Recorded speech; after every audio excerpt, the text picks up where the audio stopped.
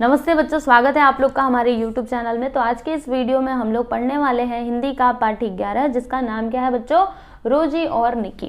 तो यहाँ पर इस पाठ के अंदर क्या बताया गया है? तो यहाँ पर जो महादेवी वर्मा जी है ना, वो अपने बचपन के बारे में बताती हैं, बचपन की यादों के बारे में इस पाठ में वो बता रही हैं। जैसे हर किसी की बचपन की यादें होती हैं। अगर आप अभी तो आप बचपन में हो ना, अभी आप जाते होंगे खेलने, ठीक है।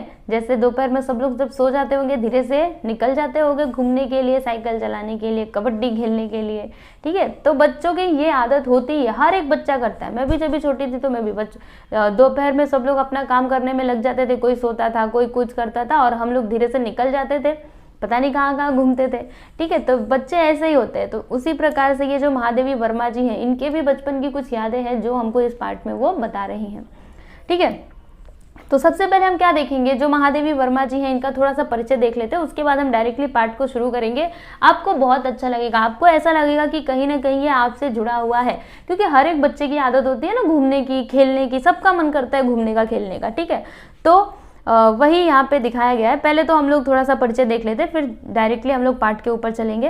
तो इनका जन्म हुआ था 26 मार्च 1907 फर्रुखाबाद उत्तर प्रदेश में, और इनकी मृत्यु हुई थी 11 सितंबर 1987 में, ठीक है। इनकी रचनाएं हैं यामा मेरा परिवार, पथ के साथी, अतीत के चलचित्र, ठीक है। तो ये सभी इनकी रचनाएं हैं। चलिए बच्चों, अभी हम लोग ज्यादा समय नहीं लगाएंगे, अब डायरेक्टली इस पाठ को पढ़ना शुरू करते हैं। एकदम अच्छे से समझिएगा, सब कुछ समझ में आएगा, ठीक है। चलो। मेरे अतीत के बचपन के कोहरे में जो रेखाएं अपने संपूर्ण महत्व के विविध रंगों में उदय होने लगती हैं, उनके आधारों में 3 ऐसे भी जीव हैं जो मानव समष्टि के सदस्य न होने पर भी मेरी स्मृति में छुपे से हैं। वे हैं निक्की नेवला, रोजी कुतिया और रानी घोड़ी। देखो बच्चों, अगर मैं आप लोगों से नहीं, जैसे अभी तो आप बचपन में हो, अभी तो आप अपने दोस्तों के साथ खेलते होगे, जैसे आपके मम्मी से या फिर अपने पापा से पूछिएगा कि वो बचपन में, जब भी बचपन में थे आपकी उम्र के, जब छोटे से थे, तो वो कहाँ कहाँ पे घुमा करते थे, उनकी कुछ बचपन की यादें आप उनसे पूछिएगा, तो वो अपने दोस्तों के नाम बताएंगे। किनके नाम बताएंगे पता है? मतलब उनके जो दोस्त हुआ करते थे, मित्र हुआ करते थे। जैसे किसी का नाम गोलू रहेगा तो वो गोलू को बताएंगे कि हम ये गोलू के साथ जाया करते थे इधर उधर घूमने के लिए, बहुत मस्ती किया करते थे, ठीक है। तो वो किसके नाम लेंगे? ये लोगों के नाम लेंगे, इंसानों के नाम लेंगे। लेकिन ये जो लेखिका महादेवी वर्मा जी है ना, इनकी बचपन की यादें थोड़ी अलग है, ठीक है। वो जो उनकी स्मृतियां हैं वो किसके ऊपर आधार है, मतलब किस पर आधारित है? तो वो 3 जीवों पर आधारित है, जो मानव तो नहीं है। मानव, देखो यहाँ पे क्या बोला गया, जो मानव समष्टि के सदस्य न होने पर भी, मतलब जो मानव नहीं है लेकिन फिर भी उनकी स्मृति, जब जब उनको अपने बचपन की याद आती है, तब उन तीनों जीवों की भी उनको याद आ जाती है। तो वो तीनों जीव कौन कौन से थे? तो निक्की नेवला, नेवला पता है ना आपको? नेवला, जो नेवला रहता है ना, जो सांप को भी मार सकता है, वो नेवला। उसके बाद रोजी कुतिया, एक कुतिया थी जिसका नाम रोजी था, और एक रानी घोड़ी थी, ठीक है। तो ये तीनों क्या है? इनके बचपन की स्मृतियों के आधार हैं। जब बचपन की स्मृतियां उदय होती है, उसी के साथ साथ जो इनकी यादें हैं, इनकी निक्की नेवला, रोजी कुतिया और रानी घोड़ा, इसकी भी याद इनको, इन लोगों की भी याद इनको आने लगती है। किसको आने लगती है? तो महादेवी वर्मा जी को आने लगती है, ठीक है बच्चों। समझ में आया आपको? चलिए अभी आगे चलते हैं। तो आगे क्या होता है, आगे वो बता रही है कि कैसे उनको रोजी मिली, किसने दिया, क्योंकि रोजी कुतिया कोई ला करके दिया रहेगा तभी तो उन्होंने लिया रहेगा ना, या फिर उन्होंने खुद से उठाया। चलिए देखते हैं, पढ़ेंगे तो हमको समझ में आएगा। क्या कहती हैं कि रोजी की जैसे ही आंखें खुली, वैसे ही वह मेरे 5वें जन्मदिन पर पिताजी के किसी राजकुमार विद्यार्थी द्वारा मुझे उपहार रूप में भेंट कर दी गई। स्वाभाविक ही था कि हम दोनों साथ ही बढ़ते रहे। देखो बच्चों, यहाँ पे जो महादेवी वर्मा जी कहती हैं कि जो रोजी थी ना, जैसे ही उसने अपनी आंखें खोली, जैसे कुत्ते के जो बच्चे होते हैं ना, वो जन्म लेने के बाद उनकी आंख नहीं खुलती है, ठीक है। वो अभी देख नहीं सकते, जब जन्म होता है उसके कई दिनों तक वो देख नहीं पाते हैं, और फिर धीरे धीरे जब समय बीतता है तब जाके उनकी आंखें खुलती हैं, ठीक है।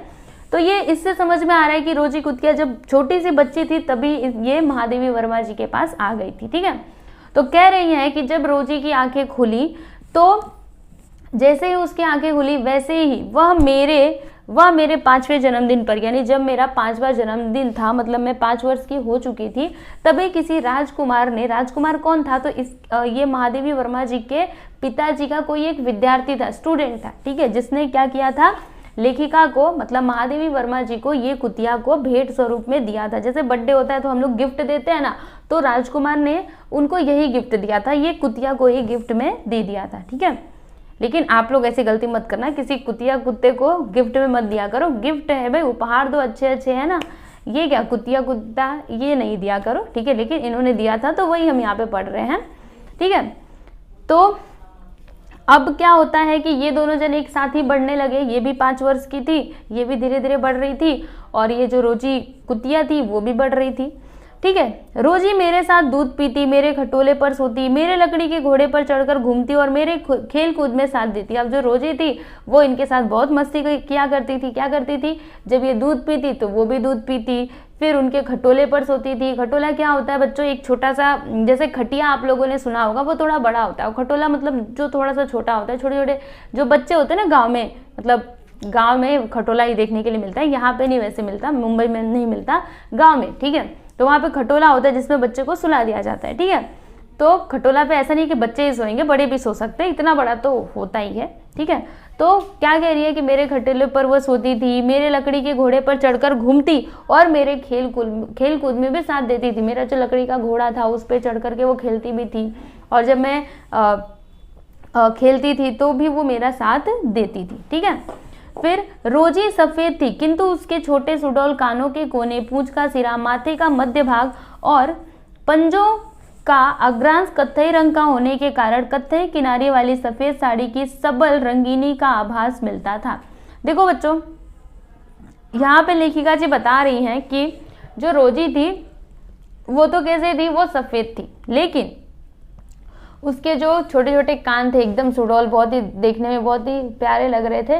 तो उसके कान के पीछे, उसके बाद पूंछ का सिरा, ठीक है, बताया जा रहा है कि कौन कौन से काले रंग के थे, वो पूरी सफेद थी, लेकिन ये चीज उसका काला था। तो पूंछ का सिरा, माथे का जो मध्य भाग था, वो जैसे कई कुत्ते होते हैं ना, माथे का ये मध्य भाग, बीच वाला भाग क्या रहता है, थोड़ा सा काला या फिर भूरा रहता है, तो वही।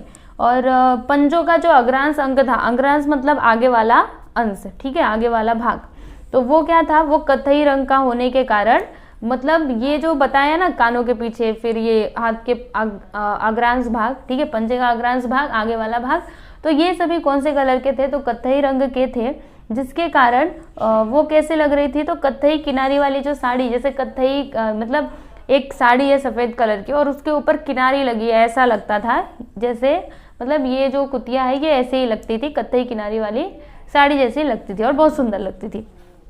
वह छोटी पर तेज टेरियर जाति की कुतिया थी, मतलब वो छोटी तो थी लेकिन वो टेरियर जाति की कुतिया थी। टेरियर एक जाति होती है कुत्तों की, कुतिया की, ठीक है। तो वो हम सब ने उसे ऐसा साथी मान लिया था जिसके बिना न कहीं जा सकते थे और न कुछ खा सकते थे। अब यहाँ पे लेखिका जी बोल रही है कि हम सब ने उसको अपना ऐसा साथी मान लिया था कि जिसके बिना हम कहीं जा भी नहीं सकते थे, मतलब जहाँ भी जाते उसको लेकर के जाते और उसके बिना कुछ खाते भी नहीं थे, मतलब जो चीज़ भी खाते तो हम उसको जरूर देते थे, ठीक है। क्योंकि अपने परिवार में अगर कोई सदस्य होता है, समझिए आप लोग 4 भाई बहन, 4 नहीं चलो 2, ठीक है, तो ऐसा होता है क्या कि बड़े भाई ने खा लिया और छोटे भाई को पूछा भी नहीं, ऐसे नहीं होता है। अगर कोई चीज़ मम्मी पापा ला करके देते हैं, हम दोनों जन बांट करके खाते हैं, और यही सही बात भी है। ऐसा नहीं कि आपको वो चीज़ मिली तो आप अकेले खा जाओगे, ये कहीं का इंसाफ नहीं हुआ, दोनों का हिस्सा है ना, तो दोनों को देना चाहिए। उसी प्रकार से ये भी उनकी सदस्य बन चुकी थी घर की, तो ये उसके बिना कुछ खाते भी नहीं थे और उसके बिना कहीं जाते भी नहीं थे, जाते थे तो लेकर के जाते थे, खाते थे तो उसको भी खिलाते थे। सबसे छोटा भाई तो हमारी वयवस्था में साथ देने के लिए बहुत छोटा था, परंतु मैं, मुझसे छोटी बहन और उससे छोटा भाई दोपहर भर बया चिड़िया के घोंसले देखते, बबूल की सूखी और बीजों के कारण बजने वाली छिमियां बिनते घूमते रहते। देखिए बच्चों, अब यहाँ पे लेखिका जी बता रही है कि जो हमारा सबसे छोटा वाला भाई था, जैसे हम लोग इतनी मस्ती करते थे, दोपहर भर खेलते थे, तो उसमें वो हमारी मदद नहीं कर सकता था, हमारे साथ नहीं खेल सकता था क्योंकि वो बहुत छोटा था, ठीक है। लेकिन जो इनसे जो छोटी बहन थी और उससे भी छोटा जो भाई था, यानी कि एक महादेवी वर्मा थी, फिर इनकी जो छोटी बहन थी, मतलब इनसे जो छोटी बहन थी वो, और उस बहन से छोटा जो भाई था वो, ठीक है। तो ये लोग क्या करते थे, दोपहर भर, जो बया चिड़िया थी, मतलब चिड़िया थी जिसने अपना घोंसला बनाया था, उसका बया इन्होंने नाम रखा होगा, तो बया चिड़िया के घोंसले पर ये लोग क्या करते रहते, उसको देखते रहते, और बबूल की जो सूखी और बीजों के कारण बचने वाली छिमियां होती हैं, यानी बबूल की जो फली होती है उसमें अगर बीज सूख जाता है तो वो ऐसे बजाओगे ना, वो बजता है, ठीक है, उसमें से आवाज़ आती है, तो वो छिमिया ये लोग क्या करते थे, छिमिया मतलब जैसे मटर की, कैसे मटर जो रहता है उसको हम लोग छिमी भी कहते हैं, ठीक है, हमारी भाषा में छिमी भी कहते हैं, और उसको फली भी कहते हैं, फली, मटर की फली, ठीक है। वैसे ही बबूल की भी फली होती है, जिसको ऐसे बचाएंगे, सूख जाएंगी ना जब उसमें के बीच, तो ऐसे बचाएंगे तो वो बचेगी, ठीक है। तो ये लोग क्या करते हैं, वही दोपहर भर बीनते रहते, क्योंकि बच्चों को कुछ, देखो बच्चे ऐसे होते हैं ना, उनका मन बड़ा ही कोमल होता है, उनको किसी बात की कोई चिंता नहीं होती,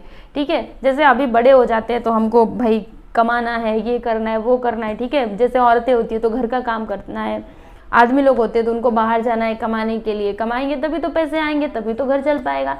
लेकिन जो बच्चे होते हैं उनके ऊपर ऐसी कोई जिम्मेदारी नहीं होती, उनका मन बड़ा ही फ्री होता है, ठीक है। तो ये लोग भी वैसे ही थे, बस अपनी मस्ती में रहते हैं ना बच्चे, आप लोग भी देखते होंगे, अभी तो आप भी बच्चे हो, अभी आपको क्या, आप लोग को कोई चिंता रहती है क्या किसी चीज़ की? नहीं ना, चिंता तो रहती है आपके मम्मी पापा को, समझ में आया। तो उसी प्रकार से ये लोग भी ऐसे दोपहर भर मस्ती किया करते थे।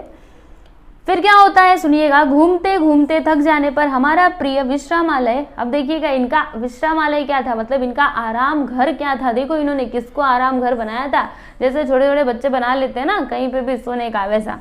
तो देखो, घूमते घूमते थक जाने पर हमारा प्रिय विश्रामालय एक आम के वृक्ष से घिरा सूखा पोखर था, जिसका ऊंचा कगार पेड़ों की छाया में 8-9 फुट और खुली धूप में 4-5 फुट के लगभग गहरा था।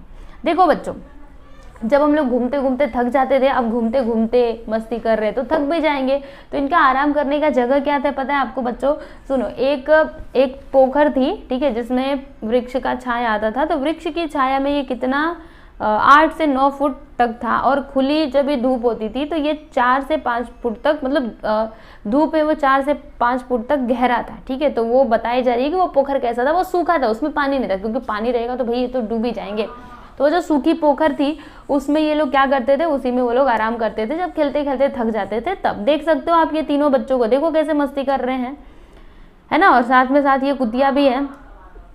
फिर क्या होता था बच्चों, सुनिएगा आगे, कई आम के पेड़ों की शाखाएं लंबी नीचे और सूखे पोखर पर झूलती रहती थी, और कई आम के वृक्षों की जो डालियां थी, शाखाएं मतलब क्या होता है, डालियां, ठीक है, तो वो लंबी थी और नीचे और सूखे पोखर पर क्या करती थी, ऐसे झूलती रहती थी। डालियां झूलती है ना ऐसे, मतलब जैसे डाली निकलती रहती है, ऐसा तो नहीं कि डाली ऐसे निकलेगी, ऐसा नहीं होता, ऐसे किनारे किनारे से भी निकलती है, तो वो झूलती रहती थी, ठीक है। फिर सूखी पत्तियों ने झड़ कर सूखी गहराई को कई फुट भर भी डाला था। और देखो सूखी पत्तियां उन पेड़ों से जब झड़ती थी तो वो जो गहराई वाला पोखर था उसको थोड़ा सा भर भी डाला था, क्योंकि पत्तियां इकट्ठी होती जाएंगी, धीरे धीरे वो भरेगा ही ना। तो वही, हम डाल पर बैठकर झूलते रहते, और हम क्या करते, डाल पर बैठ करके झूलते रहते थे। डाल पर झूलने में मजा आता है ना। वैसे अगर आप लोग गाँव जाते होंगे तो ये सारी मस्ती तो आप बहुत करते होंगे, मैंने भी बहुत की है, ठीक है। हम लोग पेड़ पे चढ़ के खूब खेलते हैं, मजा आता है, खेलते थे, अब तो नहीं, अब कहाँ, अब जाते भी हैं तो भाई बड़े हो गए ना, तो अब थोड़ा शांत रहना पड़ता है। पर छोटे बच्चे तो खूब घूमो, किसी को, मतलब छोटे बच्चों को किसी चीज की कोई परवाह नहीं होती है, कोई भी देखे, कोई भी कुछ भी करे, हम तो अपनी मस्ती में, है ना, हम तो अपनी मस्ती में रहेंगे। तो हम डाल पर बैठ करके झूलते रहते। देखो ये कैसे डाल पे बैठ के झूल रहे हैं। घूमने के क्रम में यदि हमें कोई मकोई का पौधा या करौंदे की झाड़ी फूली फली मिल जाती तो नंदनवन की प्रतीति होने लगती। देखो अभी यहाँ पे ये क्या बोल रही है कि जब हम घूमते रहते, घूमते अगर हमको कोई मकोई का पौधा मिल जाता, मकोई मतलब क्या होता है बच्चों, गिलोय होता है, ठीक है, गिलोय। ये देखो यहाँ पे दिया गया है, ये देखो ये गिलोय है ना, मकोई मतलब क्या होता है, गिलोय, ठीक है। तो कह रही है कि घूमते घूमते मतलब जब हमको क्या मिलता, मकोई का पौधा मिल जाता, या फिर हमको करौंदे की झाड़ी मतलब करौंदा भी एक तरीके का पौधा होता है, ठीक है, तो उसकी फूली या फिर फली मिल जाती तो हम नंदनवन की प्रतीति होने लगती थी। मतलब तब हमको बड़ा आनंद आता था कि अरे वाह, हमको तो ये पौधा मिल गया, हमें तो ये करौंदे की झाड़ी की फूली फली मिल गई, ठीक है, तो हम बड़े खुश हुआ करते थे। समझ में आ रहा है? तो यहाँ पे महादेवी वर्मा जी अपने बारे में सब कुछ बता रही हैं। आपको अच्छा लग रहा है कि नहीं? धीरे धीरे सुनोगे आपको बहुत अच्छा लगेगा, ठीक है। अब उसके बाद आगे कहती हैं कि हमारे इस भ्रमण में रोजी निरंतर साथ देती थी, और रोजी हमको अकेला नहीं आने देती थी, बल्कि वो भी हमारे साथ आती थी। जब हम डाल पर बैठकर झूलते रहते, वह कगार के सिरे पर हमारे पैरों के नीचे बैठी कूदने के आदेश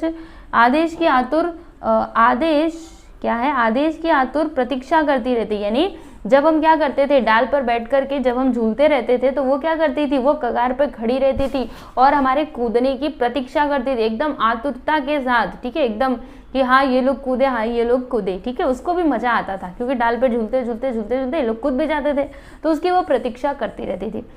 जब हम पोखर की परिक्रमा करते वह हमारे आगे आगे मानो राह दिखाने के लिए दौड़ती, और जब हम मकोई और करौंदे एकत्र करने लगते तब वह किसी झाड़ी की छाया में बड़े विरक्त भाव से बैठी रहती। क्या होता था बच्चों, सुनिएगा, आगे कह रही है कि जब हम पोखर की परिक्रमा करते मतलब परिक्रमा मतलब क्या होता है, किसी कोई चीज है सब उसके चारों ओर घूमना, ठीक है। तो जब ये ऐसे घूमते रहते पोखर के चारों ओर, इस प्रकार से वो लोग घूमते रहते थे, तब क्या होता था, वह हमारे आगे आगे मानो राह दिखाने के लिए दौड़ती रहती। और क्या करती, जैसे हम लोग घूमते ना तो वो हमारे आगे आगे, जैसे ऐसा लगता हो कि वो हमको राह दिखा रही है, रास्ता दिखा रही है, नहीं इधर से आओ, ऐसा वो करके दौड़ती रहती थी। कौन, रोजी, ठीक है, रोजी कुतिया की यहाँ पे बात कर रही है। फिर कहती हैं कि जब हम मकोई और करौंदे एकत्र करने लगते तब वो किसी झाड़ी की छाया में बड़े विरक्त भाव से बैठी रहती। यानी कि जब हम लोग क्या करते, जब हम मकोई और फिर करौंदे को एकत्र करने लगते, इकट्ठा करने लगते थे, तब वो किसी झाड़ी की छाया में जाकर के एकदम उदासीन मन से, एकदम विरक्त होकर के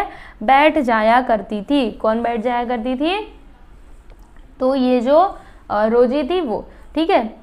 फिर आगे क्या होता है, गर्मी के दिनों में आम के पेड़ों से छोटी बड़ी अंबिया हवा के झोंके से नीचे गिरती रहती और पत्तियों के सरसराहट भरे समुद्र में से उसे वह खोज लाती। अब देखो बच्चों क्या होता है, जब गर्मी के दिन होते तो आम के पेड़ों से जब कोई अंबिया गिरती थी, अंबिया मतलब छोटा कच्चा आम नहीं होता है, कैरी, ठीक है, तो वो जब गिरता, तब ये क्या करती थी, जब वो हवा के झोंके से नीचे गिरती रहती, पत्तियों के बीच से सरसराती हुई, तब ये क्या करती थी, फटाक से जाती थी, वो पूरा उसमें आम गिरा रहता था लेकिन उसको ढूंढ करके वो फटाक से लेकर के आ जाती थी। कौन, रोजी कुतिया। देखा आपने कितनी होशियार थी।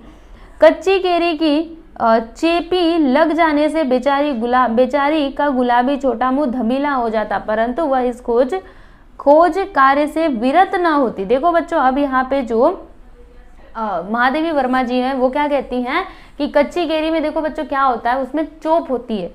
चोप क्या होता है, मतलब अगर आपने कभी कच्ची केरी खाई होगी तो आप लोग देखते होंगे वो जो उसका ऊपर वाला भाग रहता है ना, अभी तो मेरे पास आम नहीं है, नहीं तो आपको बता देती, ठीक है। तो उसमें ना अगर आप ऐसे निकालोगे तो उसमें क्या होता है, ऐसा चिपचिपा जैसा निकलता है। अगर आपके मुंह पे लग जाता है ना तो आपको इधर दाने दाने हो सकते हैं, ठीक है। इसीलिए हम लोग क्या करते हैं, जब कैरी वगैरह खाते हैं ना तो उसको निकाल देते हैं, वो मुंह पे नहीं लगना चाहिए, नहीं तो फिर इधर दाना वगैरह निकल जाता है, ठीक है।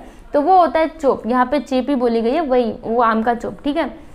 तो कच्ची केरी की जो चोप होती थी, जब उसको लग जाती उसके मुंह पे, तो उसका जो गुलाबी इतना सुंदर सा मुखड़ा रहता था, वो क्या हो जाता था, धबीला हो जाता, दाग लग जाता था वो उसके कारण, ठीक है। लेकिन फिर भी वह इस खोज कार्य से विरत न होती थी, मतलब फिर भी उसका मुंह पे वो धबीला हो जाता था, धब्बा लग जाता था, लेकिन फिर भी वो हार नहीं मानती थी। जब भी कोई अंबिया गिरती वो तुरंत जाती थी लेने के लिए, उसको उसी में बड़ा मजा आता था। विरत मतलब क्या होता है, हार न मानना, मतलब रिटायर्ड न होना, ठीक है, ऐसा। फिर आगे देखिएगा, दोपहर को पिताजी कॉलेज में रहते और माँ घर के कार्य में या छोटे भाई की देखभाल में व्यस्त रहती। क्या होता था अभी इनके घर पे, दोपहर को जो पिताजी थे वो कॉलेज में, शायद से इनके पिताजी कॉलेज में पढ़ाते थे, ठीक है, तो वो कॉलेज में रहते थे और इनकी जो माँ रहती थी वो घर के कार्य में या फिर इनका जो छोटा भाई था उसका देखभाल करती रहती थी, उसमें वो व्यस्त रहती थी। रामा बाजार चला जाता और कल्लू की माँ या तो सोती या मांझ कर बर्तन चमकाने में दत्त चित रहती। और जो रामा था वो तो बाजार चला जाता था, और जो कल्लू की माँ वो क्या करती थी, वो या तो सोती रहती थी या फिर बर्तन मांझ करके वो चमकाती थी, ठीक है। मतलब दोपहर में वो शांति बैठी थी, बर्तन मांझती थी या फिर सो जाती थी। वे सब समझते कि हम लोग या तो कमरे में सो रहे हैं या पढ़ लिख रहे हैं। अब उन लोग को क्या लगता था, जैसे आप लोग भी करते होंगे ना, हाँ मम्मी मैं पढ़ रहा हूँ, और जो ही मम्मी की झपकी लगे चलो चलो घूमने दोस्तों के साथ, है ना, ऐसा। तो क्या होता था, ये कह रही है कि उन लोग को क्या लगता था कि हम लोग क्या कर रहे हैं, या तो हम अपने कमरे में सो रहे हैं या फिर पढ़ लिख रहे हैं। हम क्या करते थे, लेकिन ये लोग तो कुछ और ही करते रहते थे। क्या करते थे, हम कुछ ऊंची खिड़की की राह से पहले रोजी को उतार देते और फिर एक एक करके तीनों बाहर बगीचे में उतरकर करौंदे की झाड़ियों में छिपते छिपते अपने उसी सूने मुक्ति लोक में पहुंच जाते।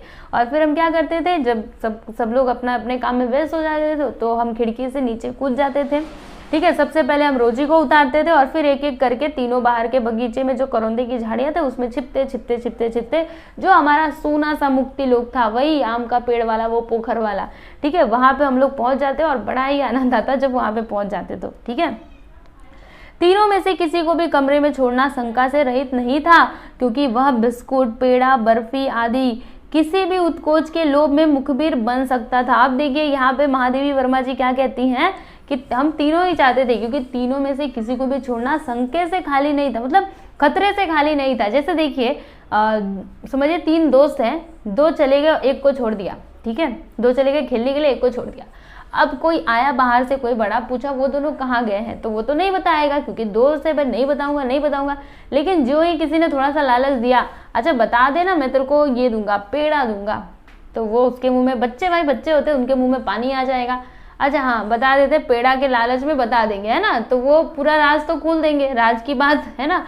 तो वही यहाँ पे बोल दिए कि हम तीनों में से किसी को भी मतलब छोड़ते नहीं थे, क्योंकि अगर छोड़ा तो पेड़ा, बर्फी या फिर किसी चीज का अगर लालच दिया, बिस्कुट का, तो वो क्या होगा, वो मुखबिर बन सकता था, यानी वो हमारी सच्चाई बोल सकता था, ठीक है। उत्कोच मतलब क्या होता है बच्चों, जैसे किसी के कोई आपको कोई घूस दे तो आप ले रहे हो, जैसे पेड़ा बर्फी वाला घूस देंगे तो वो तुरंत मुखबिर हो जाएगा, यानी सारी बातें क्या करेगा, तुरंत ही बता देगा। इसीलिए किसी को हम लोग छोड़ते नहीं थे।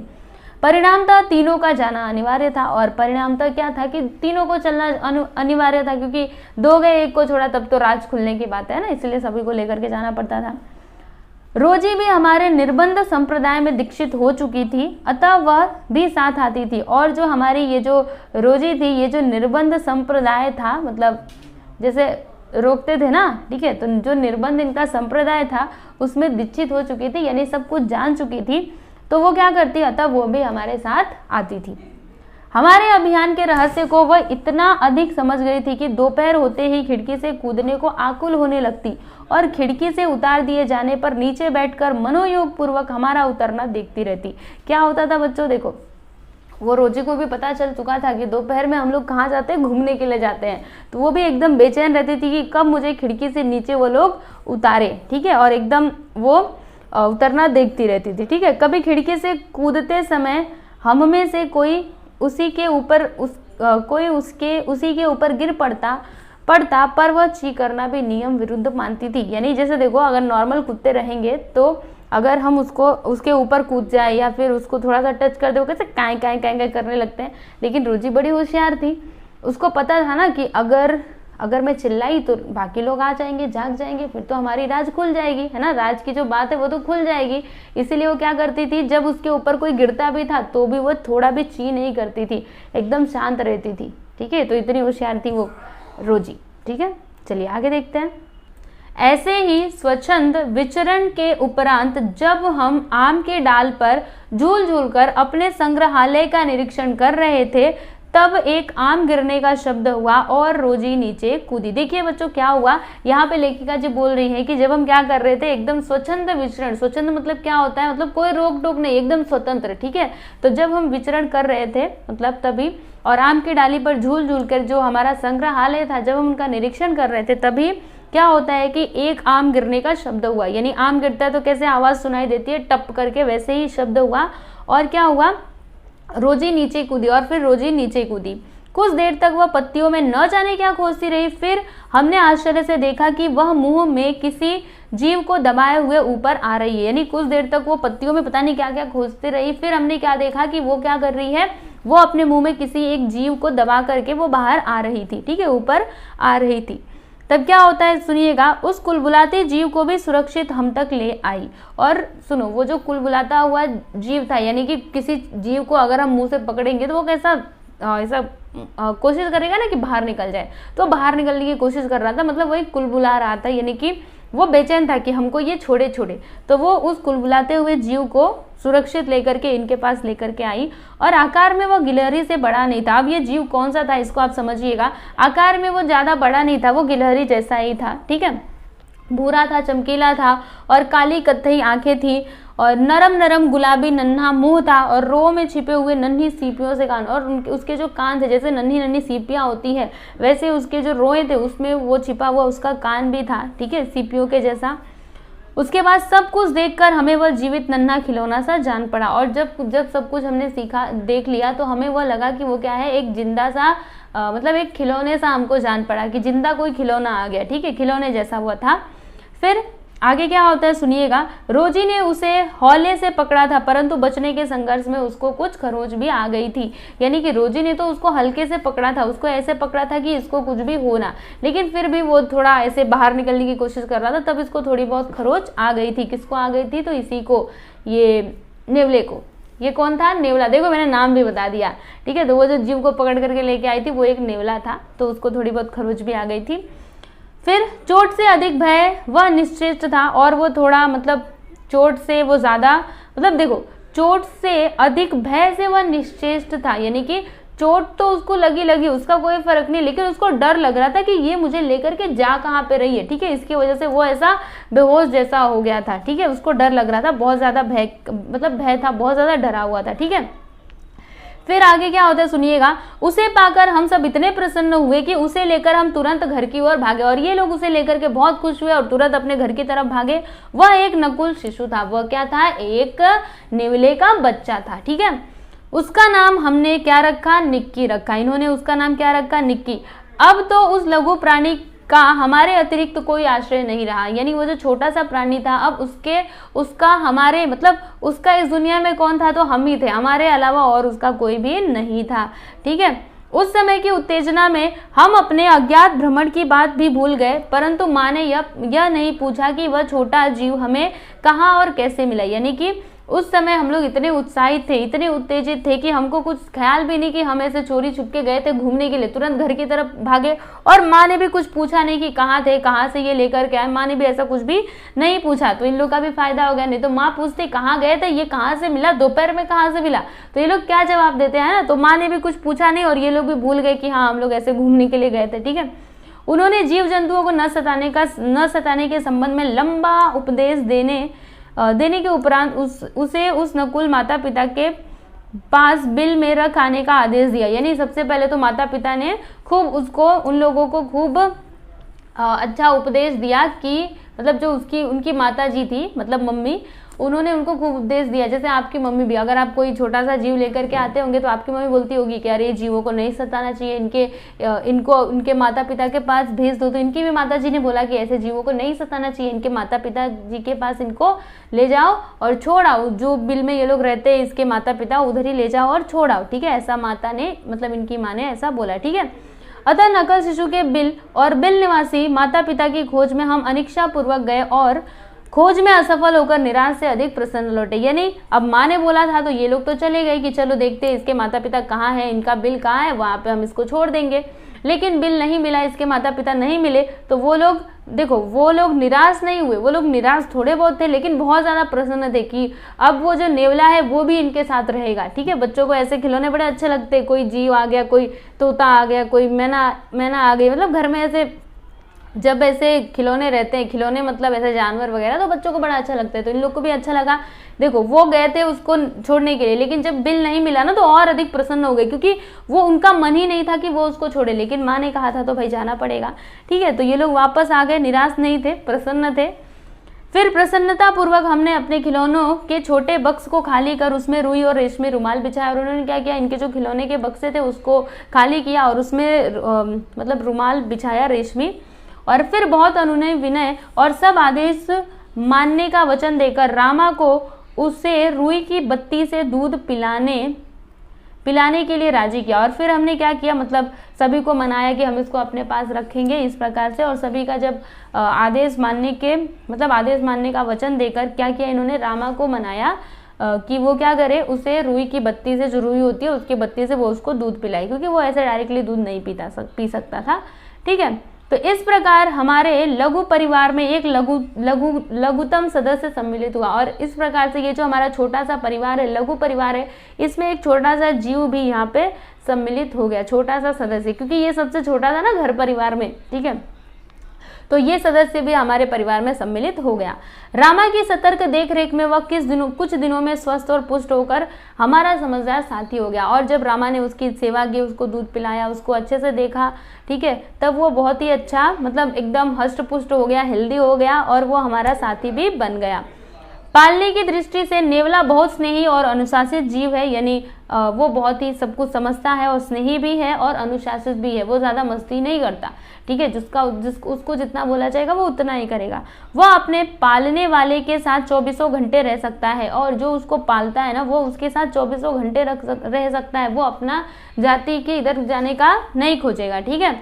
जेब में, कंधे पर, आस्तीन में, बालों में, जहां भी उसे बैठा दिया जाए वह शांत स्थिर भाव से बैठकर अपनी चंचल पर सतर्क आंखों से चारों ओर की स्थिति देखता परखता रहता है। निक्की मेरे पास ही रहता था। देखो अभी ये जो नेवला एक ऐसा जीव है, इसको आप कहीं भी रख सकते हो, जेब में, आस्तीन पे, ठीक है, चाहे जहाँ भी आप उसको बिठा दे तो वहाँ पे वो एकदम शांत मन से बैठ जाएगा। उसकी जो चंचल आंखें हैं उससे वो इधर उधर एकदम सतर्क भाव से देखता रहेगा, कहीं कुछ है तो नहीं ना, ठीक है। इस प्रकार से वो देखता और परखता रहता है। निक्की मेरे पास ही रहता था। यहाँ पे महादेवी वर्मा जी कह रही है कि जो निक्की नेवला था वो मेरे पास ही क्या करता था, रहता था, ठीक है।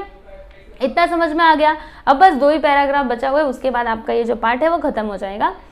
तो देखिए अब आगे महादेवी वर्मा जी क्या कहती हैं कि निक्की या तो मेरे दुपट्टे की चुन्नट में छिपा हुआ रहता या गर्दन के पीछे चोटी में छिपकर बैठता और कान के पास नन्हा मुंह निकालकर चारों ओर की गतिविधि देखता। बोल रही है कि ये जो निक्की था वो या तो मेरे जो दुपट्टे की चुन्नट होती है ना, दुपट्टा जो होता है, दुपट्टा उसमें जो चुन्नट होती है, ठीक है, उसमें छिपा रहता है या फिर गर्दन के पीछे की चोटी में, जो गर्दन की पीछे की जो चोटी थी उसमें छिपा रहता और धीरे से मुंह निकाल करके इधर उधर चारों तरफ की गतिविधि क्या क्या हो रही है इधर उधर वो देखता रहता था। रोजी का कार्य तो हमारे साथ दौड़ना ही था, परंतु निक्की इच्छा होने पर भी अपने सुरक्षित स्थान से कूदकर दौड़ता। देखो यहाँ पे वो क्या बोल रही है कि जो रोजी का कार्य था वो तो हमारे साथ बहुत बस दौड़ना रहता था, लेकिन ये जो निक्की थी, निक्की नेवला, ठीक है, इच्छा होने पर भी क्या करता था, अपने सुरक्षित स्थान से कूद करके वह दौड़ता था। एक दिन जैसे ही हम खिड़की से नीचे उतरे वैसे ही निक्की की सतर्क आंखों ने गुलाब की क्यारी के पास घास में एक लंबे काले सांप को देख लिया और वह कूदकर उसके पास पहुंच गया। मतलब ये किसी से डरता नहीं, ये सांप से डरता नहीं बल्कि उसका मुकाबला करना चाहता है, ठीक है। तो क्या हुआ, जब ये लोग खिड़की से, क्योंकि इन लोग का रोज का आदत था भाई, तो ये लोग जब भी खिड़की से नीचे उतरे तभी वैसे ही ये जो निक्की था, निक्की नेवला, उसकी सतर्क आंखों ने, जो हमेशा सतर्क रहता था, इधर उधर देखता रहता था, ठीक है, तो उसकी सतर्क आंखों ने क्या देखा, जो गुलाब की हमारी क्यारी थी, गुलाब के पेड़ों की जो क्यारी थी, उधर देखा कि एक लंबा और काला सांप उधर देख लिया उसने और वह कूद करके उसके पास पहुंच गया, ठीक है। और क्या होता है, हमने आश्चर्य से देखा कि निक्की पिछले 2 पैरों पर खड़ा होकर सांप को मानो चुनौती दे रहा है और सांप भी हवा में आधा उठकर फुफकार रहा है। यानी फिर इन्होंने क्या देखा कि जो निक्की था वो 2 पैरों पर खड़ा हो गया, मानो उसको चुनौती दे रहा है कि हाँ आप तुम उससे लड़ाई करो। और सांप भी, वो क्यों पीछे हटे, वो भी एकदम फन काट करके एकदम वो भी फुफकार रहा था। दोनों एकदम लड़ने के लिए तैयार थे, ठीक है। अब क्या होता है, अब यहाँ पे महादेवी वर्मा जी बता रही है कि उस दिन प्रथम बार, यानी उस दिन पहली बार हमें ज्ञात हुआ, हमको पता चला कि हमारा बालिस्त भर का निक्की, यानी हमारा इतना छोटा सा निक्की, मतलब एक बित्ते का निक्की, छोटा ही था ना, वो कितना बहादुर है, ठीक है। देखो वह कई फुट लंबे सांप से भी लड़ सकता है। वो जो इतना एक बित्ते का जो निक्की है वो आज हमको पता चला कि ये कई फुट के लंबे सांप से भी क्या कर सकता है, लड़ाई कर सकता है। आज इन लोगों को ये बात पता चली, ठीक है। उन दोनों की लड़ाई मानो पेड़ की हिलती डाल से बिजली का खेल थी। मतलब उन दोनों की लड़ाई कैसे थी, मतलब जैसे कोई पेड़ की डाली होती है वो कैसे पहले हिलती रहती है, तो वैसे वो शुरू हुई, लेकिन बिजली का खेल जैसे बन गई थी। दोनों एकदम, वो भी जोश में ये भी जोश में, तो खूब लड़ाई चल रहे हैं। सांप जैसे विषधर को खंड खंड करने की शक्ति रखने पर भी नेवला नितांत निर्विष है। यानी कि जो नेवला होता है वो सांप जैसे प्राणी को, विषधर प्राणी को भी क्या कर सकता है, खंड खंड कर सकता है, यानी उसके टुकड़े टुकड़े कर सकता है, लेकिन फिर भी ये क्या है, निर्विष है। निर्विष मतलब विष रहित है, ठीक है। यदि सांप चाहे तो उसे अपनी कुंडली में लपेटकर चूर चूर कर डाले, फन के फुटकार से मूर्छित कर दे, परंतु वह नेवले के फूल से हल्केपन और बिजली जैसी गति से परास्त हो जाता है। अगर सांप चाहे तो क्या कर सकता है, अपनी कुंडली में उसको लपेट करके उसको चूर चूर कर डाले और फन की फुफकार से उसको मूर्छित कर दे, ठीक है, क्योंकि ये विष रहित है ना, वो विष उसके पास विष है तो उसको वो मूर्छित भी कर सकता है। लेकिन फिर भी नेवले के जो फूल से हल्कापन होता है, नेवला बहुत ही हल्का होता है, ठीक है, बहुत ज्यादा भारी नहीं होता, वो बहुत हल्का होता है और उसकी गति भी बड़ी तेज होती है। अगर आप देखोगे यहाँ पे, और इतना जोर का भागता है ना, ठीक है, इसकी वजह से जो सांप रहता है वो उससे क्या हो जाता है, परास्त हो जाता है। ठीक है, तो बस ये पाठ यहीं तक था। यहाँ पे महादेवी वर्मा जी ने अपनी बचपन की स्मृतियों के बारे में बताया था। मुझे उम्मीद है कि आप लोगों को समझ में आया होगा बच्चों। हाँ जी, समझ में आया है तो कमेंट करके जरूर बताइएगा। और ये जो शब्द वाटिका है इसको भी जरा पढ़ लीजिएगा। स्वान यानी क्या होता है, कुत्ता। नकुल मतलब नेवला। दुर्लभ यानी कठिनाई से प्राप्त। विश्रामालय मतलब आरामघर। पोखर यानी तालाब। चेपी मतलब आम के ऊपर का चिपचिप वाला पदार्थ, मैंने बताया था ना। फिर मकोई यानी गुले। उत्कोच यानी लालच या फिर घूस। आस्तिर मतलब जेब, ठीक है, आस्तिर मतलब क्या होता है, जेब। उसके बाद बालिश यानी बित्ता। निर्विष यानी विषहीन। और फुफकार यानी क्या होता है, फुंकार। ठीक है, मतलब ऐसे जो सांप लोग ऐसा फुंकारते हैं ना वो। ठीक है बच्चों, तो यहाँ पर हमने ये जो पाठ था इसको पूरा कर लिया है। बस आप लोग अच्छे से पढ़ाई करते रहो और इसके जो प्रश्न उत्तर है उसका भी वीडियो आप लोग को प्लेलिस्ट में मिल जाएगा। अगर मैंने अपलोड नहीं किया, आप लोग प्लेलिस्ट में जाकर के देखिएगा। अगर नहीं मिलेगा तो मतलब मैं जल्द से जल्द उसको अपलोड भी कर दूंगी। ठीक है, तो चलो बच्चों, मिलते हैं हम लोग अगले वीडियो में। धन्यवाद।